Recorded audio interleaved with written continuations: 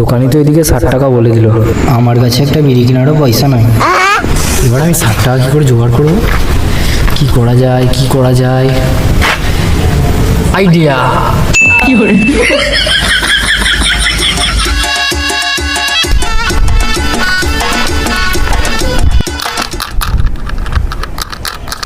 ও দাদা দাদা কিছু দাও, টাকা দাও। দুদিন ধরে গার্লফ্রেন্ডের সাথে কথা বলতে পারি। গার্লফ্রেন্ডের সাথে কি কথা বলবো? হ্যাঁ রিচার্জ করবো, টাকা নেই। দাও 10 টাকা 20 টাকা দাও। আজ নেই আমার কাছে। আল্লাহ ভিখারি।